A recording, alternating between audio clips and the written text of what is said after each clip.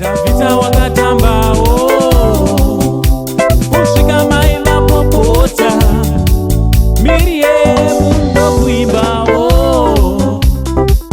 nenindoi tiri social media mandinoswera ndichiona kuti nyaya dziri kufamba sei dhuma naZizoe Pamyk mukomana ngamborowa akasiri kubatika mastreets omaniti tasangana naye ende ane mashoko akanaka ari kuda kuti kurudzira ndau yanhau anditi so chiteerera kana wasati wasubscribe pathis channel I kindly ask you mzukuru kuti chidi chisubscribe, turn on your notification bell kuitira pega patinoupload a video you will be notified. Ndichida kutenda ine support yese yamunopa pachannel penyu basa richienda mberi. Also titenda nevari kusupporta vision yatinayo yeSaint TV Foundation anditi tinotora nemadonations atichakaita tichakuratidzai videos achona munguva pfupi inoteera anditi also tine zvatasatambira pazuva ranhasi timu yedu iri kushanda zvakanyanya zvikuru kutsvaga madonors so pane zvinhu zvavatambirawo zvatichakuratidzai ipo panapa, so watch this video to the end. Mastreets social media matinoswera ndichiona kuti nyaya dziri kufamba sei.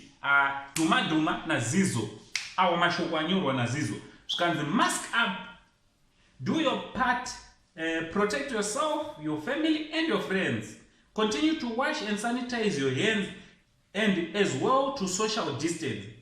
COVID-19 is real. Let the person next to you know and stay safe. Mayaoje slogan yawandini so vazukuruka zveshuwa covid iri kuende covid iri kuraya vazukuru anditi tisanyeperane kuti chikubata vanhu vausiri kutombofungira, so ngatizvichengetedze vazukuru, ngatigeze maoko, ngatipfekei maface mask anditi pese patine tiri ngatipfekei maface mask, social distancing anditi zvakanaka izvozvo vazukuru. So chiuya tione futi kavidhio kanoteera kezvatasangana nazvo zvatapiwa kuJoburg from Uncle Saint, the only Zimbabwean uncle. Patinotipa tatichi much love. Alright, so hello everyone, my name is Washanti Mugepe, Tete Washanti. Everyone knows me as Tete Washanti. I came here to Joburg in Joburg. We came to take some groceries from my sister THANDIE. Thank you so much, Sister THANDIE, for welcoming me in your house.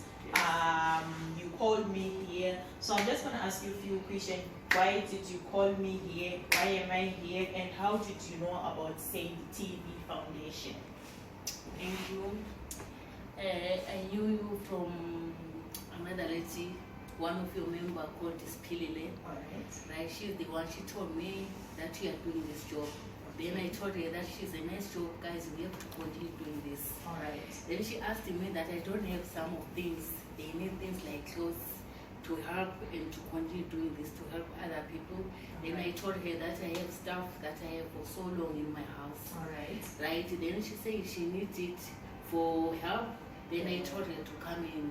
The stuff, yes. Alright, so that's why you called me. That's why I called you to come here to come and collect. Alright, thank you so much for your donation, Sister THANDIE.